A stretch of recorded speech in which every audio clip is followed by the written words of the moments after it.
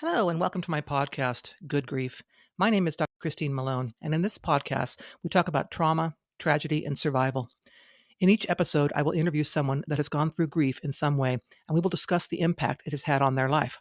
By sharing these stories, we hope that others won't feel alone should they be going through similar situations. Enjoy.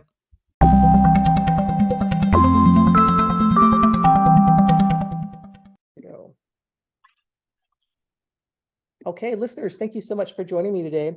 My guest today is going to talk about how she survived domestic violence in her life. So, guest, if you would introduce yourself and then tell us a bit about your story. Hi, everyone. My name is Rose Jones, and I'm a survivor of domestic violence.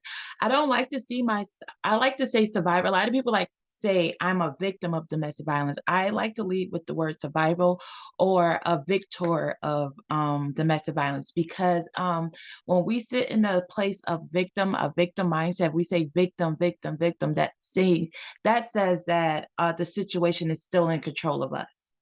So we have to lead with survivor or victor of domestic violence because we have to take control over the situation. We can no longer let the situation control us. Me, I was in 3 domestic violence relationships. The first one is the one that I watched my dad do to my mom. My father abused my mom as a child, and I watched her normalize domestic violence. It seemed like it was part of our everyday life. It was like normal. So when I grew up and then I moved into relationships, I thought domestic violence was part of the relationship.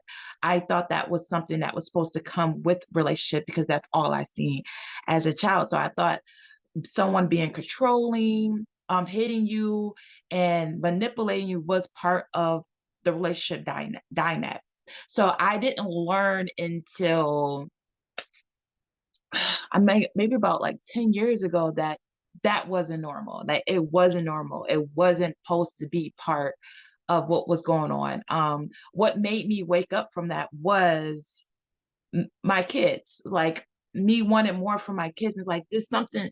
You know how we all feel. We have that instinct inside of us, knowing that something ain't right. Like this feels comfortable, but something I want more. I want more. So that I kept getting that feeling, and I was like, something has to change, and then I decided to leave. But in my first abusive relationship, it was what my kid's father, and it was more of emotional manipulation, like he controlling me, telling me what to do, and like taking my finances and stuff like that. But I literally thought that that was part of the relationship, and I really thought that that was something that was supposed to happen. Men leave, but it's certain ways that men supposed to leave and not take advantage of you. And we don't know, if we never got taught those things, we never know how much is too much and how much is too little.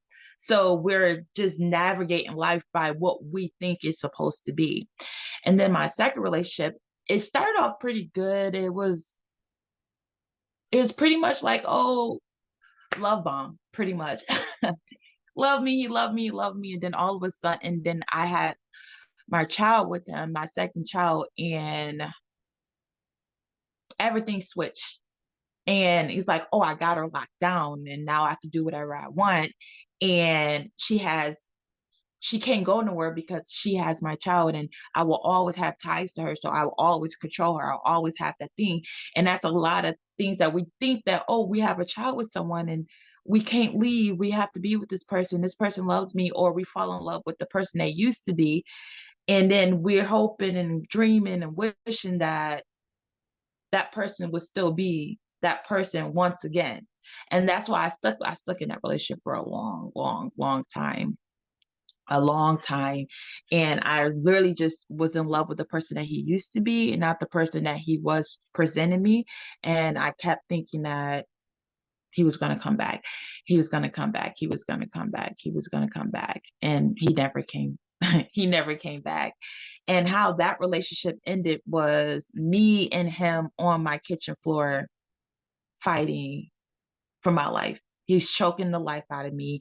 And I happened to grab a knife that was standing next to me and try to stab him in his back. And then when he realized that I was actually fighting back, he jumps up and is like, oh my God, "You're trying to kill me." And I'm like, "What?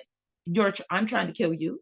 Um, did you not know you was taking the life out of my body and I had to make a choice between me or you?" And that was it. And then the next relationship that I got into was more emotional. It was more of when I people don't realize that when you become abusive, you could be in a lot of abusive relationship, you can also become the abuser. So I haven't physically abused people, but my last relationship was me more of the abuser, and I was emotionally abusive because I came from a place of defense, and I thought I was defending myself. With me feeling like I was defending myself, I was hurting the person that I was with.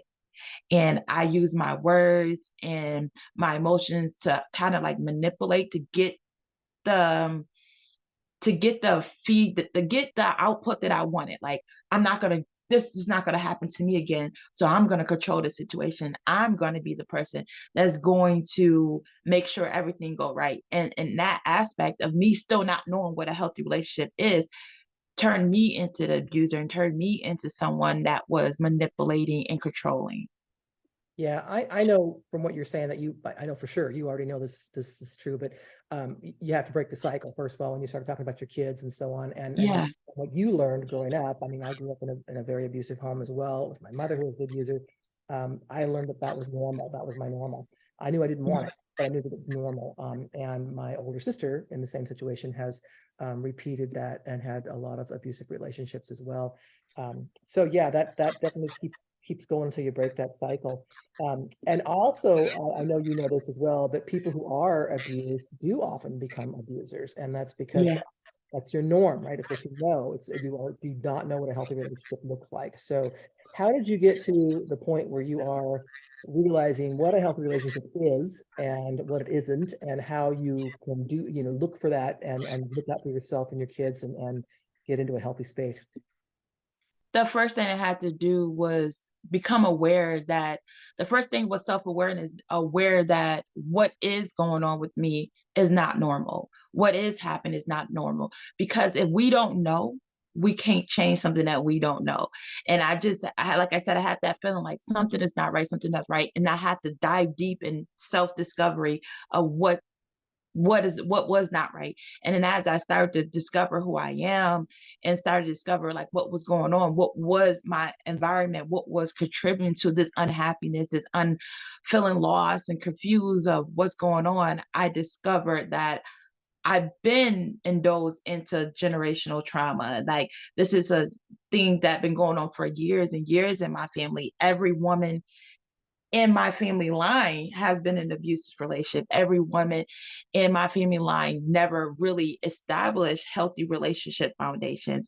And I knew that I couldn't go to them to find those answers, but I had to find them for myself. So I started to read books, started to take courses, I started to do a lot of self-education, self-discovery, self-education. And that's what led me on this journey today of me healing myself and healing my generational curses and moving forward and trying to stop this from moving into my children's life is self-education. Pretty much is self-love, just embarking on a journey of self-discovery and knowing what I do want and what I don't want. And like I said, I'm accountability coach and for taking accountability and responsibility for my future. Accountability for what I did in my past, knowing that I can't change it, but understanding what I did and understanding how to prevent it from happening in the future. And a responsibility of knowing, like, yes, my parents did not teach me this. And yes, I did not have these tools as a child, but now it's my responsibilities to get these things for myself and to teach them to my kids. Yeah. So, how old are your kids? That's going to be my question: is how have they done through this, and how are they doing now? I have a range between six, I have 6, 13, 15, and 18. And the challenging one is the 18-year-old is because she didn't have the best version of her mom the most time. So her breaking her curse and breaking her habits is a little harder than my 6-year-old because she always had the best version of me. And my 15-year-old is kind of the same way, but my 13-year-old, he's a boy. So it's definitely like instilling things into him because I don't want him to become abused. I don't want him to follow the trends of his father and stuff like that. So that one is really, really challenging because they still in contact with their father. He is shifting a lot. He's on a journey himself, but it's still like he still have habits and stuff that I don't want my kids to pick up on. And sometimes it's like when you're here and someone is here, you don't want to separate them from their parent because they still need their father in their life. But at the same time, it's like navigating what I allow him to imprint into them. So do you have conversations like this type of conversation real open with your kids, especially the older ones, like the 18-year-old for sure, about, so that you're not, it's not, like a lot of us with family darkness, we keep it under covers, we don't talk about it, it sits in the closet and then it just keeps on going. So, how do you deal with that with her to really help her see what you've gone through, what you've learned, and so she doesn't head down that same path? We have family meetings. Not even with her, it's with all the kids. So every week we have like family meetings and we tackle tough topics every week. We go over something like, let me tell me something that happened to you this week. And I'll just go into my past and show them like this is what happened to mommy. This is how mommy overcame it. And this is what mommy don't want you to have to experience. Like this is what happened to you, but it could get worse. It could get worse. And I just want you to understand this is what I've been through. This is how I overcame it and allow me to give you these skills so that if this challenge is still bothering you or this is going to happen in your future, you can use these skills, or you could just come to me and we can have a conversation and we can navigate it together. I want them to feel comfortable being open conversations with me that feel like they could come to me about anything, even if they feel like is going to disappoint me or something like that. I want them to be open because I didn't have that open relationship with my parents either. They was in survivor. My mom was in survivor mode all the time. So she couldn't be present. She didn't know how to be present. She didn't know how to be emotionally supportive to me. And that's what I want to be for my kids. I want to be their backbone. I want them to understand that they have someone to talk to and understand what they're going through. Like they're not alone. See me, I carried this burden thinking that I knew that I wasn't alone, but I didn't know who to go to. I didn't know who can support me. I didn't know who had the skills to help me navigate with what I was going through. Yeah, no, that makes perfect sense. I'm curious to know, I know you said the kids still spend time with their dad. How do they feel about their dad, knowing, that you've shared with your story with them about, what has happened to you over the years? I tell them not to be biased. I teach my kids that my relationship with someone else doesn't mean it has to be your relationship with someone else. So I don't want them to take on my burdens of hate or frustration with him because I'm mad or we had a history. Is not their burden. If they haven't experienced that version of their father, is not their burden to carry. Oh, that's great. I'm glad to hear that. Yeah. So, two other things I want to talk to you about. First of all, I want to hear about this life and accountability coach that you do, and kind of tell us how you got into it, what it is that you do for people, and so on. So I got into accountability coaching is because of my journey. Like understand like I did a lot of blaming and making excuses and like that keeps me in a victim mindset. And I was like, how can I get out of this? Like, how can I get out of what's going on? Like, why do I keep blaming people? Why do I think that everybody else is fault to how my life turned out? You know what I'm saying? So I started to explore, I started to do research, and then I came around the word accountability and responsibility. And I looked into it more and more, and I found a program about like accountability and I took it and I learned through that program is that accountability is about more of not blaming but just acknowledging this happened. Now that this happened, what's next? A lot of people think that accountability is like, oh, I did it, I did it, I did it, I did it, it's my fault, it's my fault. It's not that. It's more about acknowledging that something did happen. This happened. Now you're not 100% responsible of what everything that happened in that situation, but you have to look into that situation and see, where did you play, what did I do in this situation that made it go wrong or made it go right? You know what I'm saying? Like, and acknowledging what you did, and if you did something that made it go left, you see what you did, you analyze what you did, and then you try to shift it and change it so it doesn't happen in the future. And if you did something that did right, you're like, okay, this is what I did that made a great impact on my life or somebody else's life. This is something that I want to keep doing moving forward. It's acknowledging what happened and how you can move forward in life in a positive way in both aspects, if we want left or right. So you know the tools and aspects you can use to move forward in a positive way in your future. And I thought that was the best thing for me in that moment of my life. Like, I really need this, because I look at situations where I go back and think like, in my heart and all hearts, I knew that this was wrong, but I just didn't know what to do about what this being wrong. You know what I'm saying? And now I have the ability now to go back and analyze what went wrong, and now I have the skills and the education to know what to do now to move forward so that it doesn't play again in my life. And if this situation do come up, I know better coping skills and situations that I can use so that it doesn't play out the same way.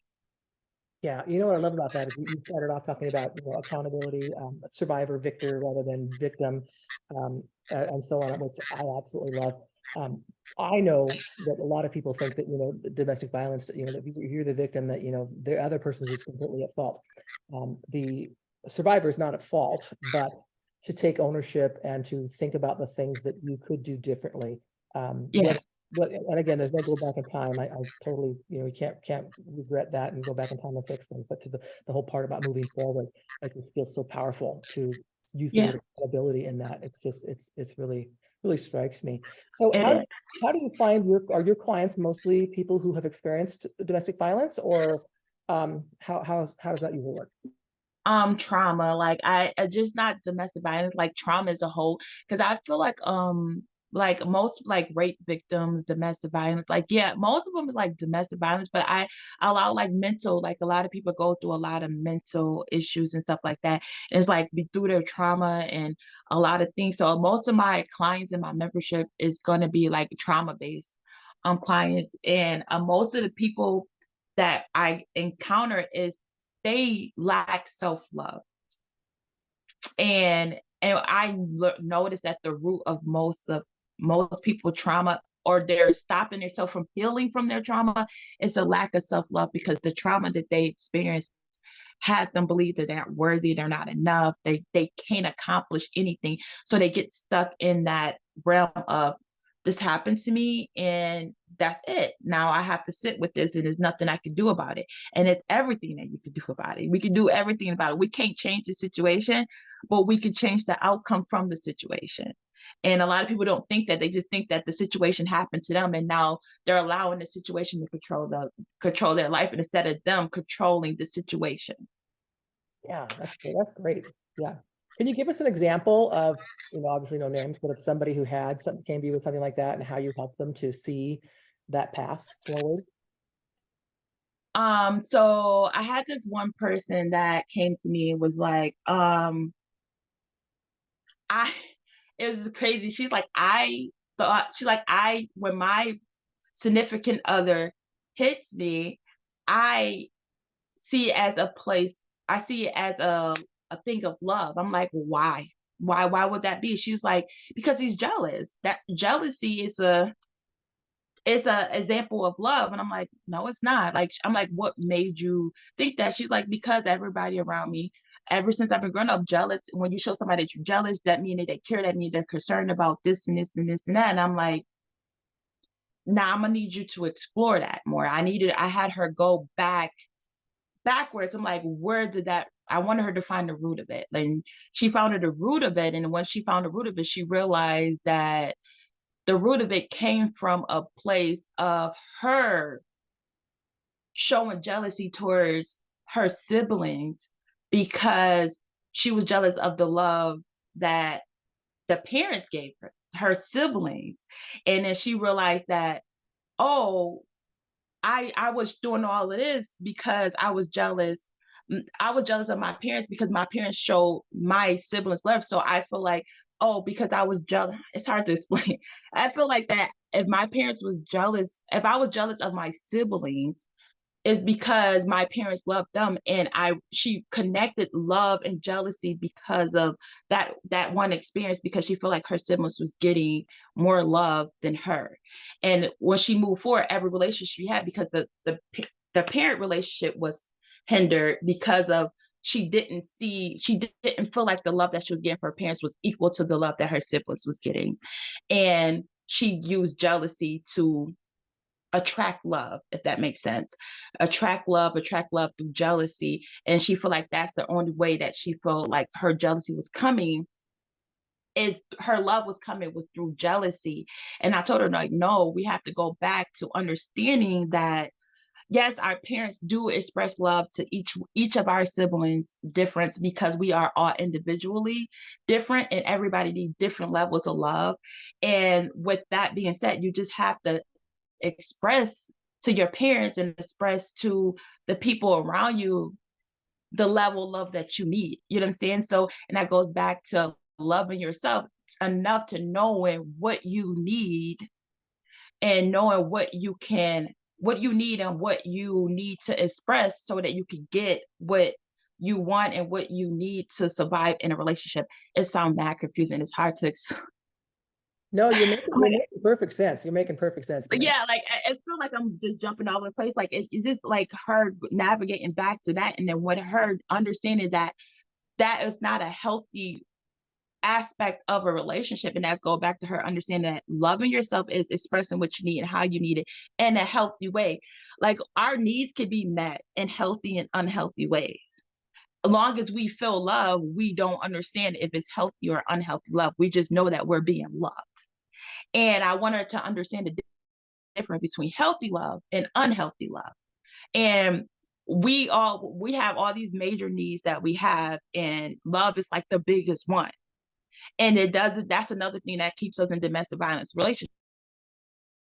It's still feeding the love and still feeling the need of being comfort and being with someone and feeling some type of love is better than no love. And understanding navigating healthy and unhealthy love, and understanding that the first and ultimate love is self-love. And once we love ourselves and love who we are and what's going on with ourselves, and knowing that what we want, we can package that up and hand it to somebody else. Like, hey, this is what I need. Are you fully able to do this? Yes or no? If not, I'll take my package back and then I'll hand it to somebody else that can. We tend to just take pieces out of our bag and give it to people and say, "Oh, you can only do two of them. Okay, I'm okay with two. I'll figure out how I'm gonna accomplish these other three, and I'll let you fill in. I'll let you fill it in whichever way you feel like it, and I'll accept it because you hit two of those targets." And we can't do that if we want to really love ourselves and really heal. Especially if we're healing, you cannot give people options what they can fulfill or what they can't fulfill if you fully need all five of those to fully thrive in a relationship. Great. That's great advice. I Yeah. would like to know, I mean, obviously you've worked with a lot of women on this, but if we had a listener who's a woman who's currently in a relationship that's abusive, what would you say to her? Because it's not a fix it in one day thing, but what advice would you give to her? That the biggest advice is self-love. If you can't, like, the biggest is, like, I always tell survivors of domestic violence, they're like, oh, why can't they just leave? Everybody's not strong enough to leave. Everybody don't know if they what to do or how to do it to leave.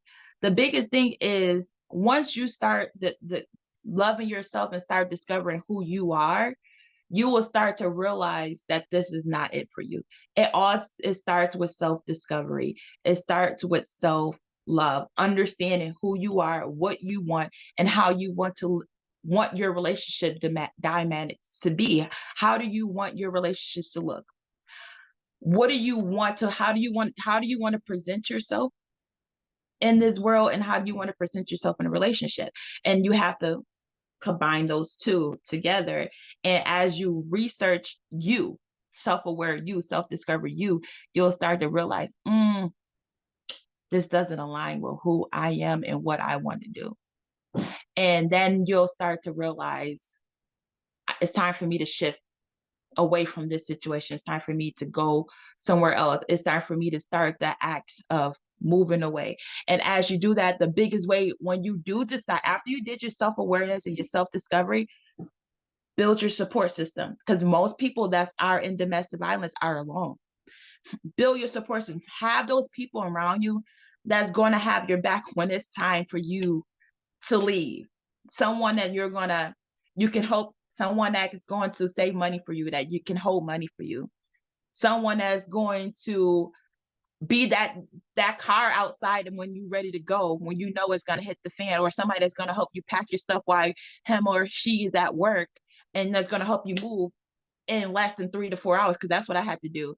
My significant, he went to work, I had 5 hours to pack everything. I had a U-Haul and everybody, my brother and my dad and my friend. We packed my house. We had it all packed up and gone in 5 hours. Whatever wasn't gone in 5 hours was left. So you have to have those people ready and on go to when you are ready to go. Like we're not gonna know, you're probably not gonna leave tomorrow, but just have those things in place for when you are ready to go. It's great advice. When you talk about self-love, do you connect that also to same things like self-worth? Because I think a lot of people don't think themselves as worth more than this. I'm not worthy of a healthy relationship or something. So does that something you think comes Yes. with the self-love part of that comes with Yeah, realizing under the you're worth it? self-love, I kind of like self-esteem, self-love, self-worth, self-confidence, all of those all those selves fall right under self-love, because once you accomplish that, you'll build all of those. All of those come as a building stones to that big self-love. Yeah, I thought that's probably what you were saying, but I wanted to make sure you articulated it so everybody else knew it too. Yeah, yeah. Rose, you've been wonderful to talk to today. Do you have anything else you want to add before we end today? I just want women to know that they are not their situation. They are not their trauma. Like we all can heal, we all can move forward in life, and we are capable of healing and growing and being the best version of ourselves. It's just us loving ourselves and us knowing that we are capable of doing it, and just giving yourself the courage to step out of your comfort zone and just doing it. Like it's just one step at a time. We don't have to do big steps, just baby steps, just one thing. Just wake up every morning saying, I love me. Wake up every morning, putting yourself first, doing something for you, saying no to things that you don't want to do, standing up for yourself, using your voice to tell people how you feel and what you want for yourself. Just be your own advocate. The same way you would support a friend, do that for yourself. That's powerful. Thank you. Well, Mhm. thank you so much for joining me today. When we air your story, we're going to include a link to your website so people can reach out to you if they would like to engage your services as a coach, because I think you'd be a great fit for a lot of people. Yes. So thank you. You're welcome. Thank you for listening to this episode of Good Grief. To hear more about my personal story, please pick up a copy of my book, The Day I Became the Spider Killer, a memoir of trauma, tragedy, and survival, available in paperback, Kindle, and Audible via Amazon, Barnes & Noble, and other online book retailers.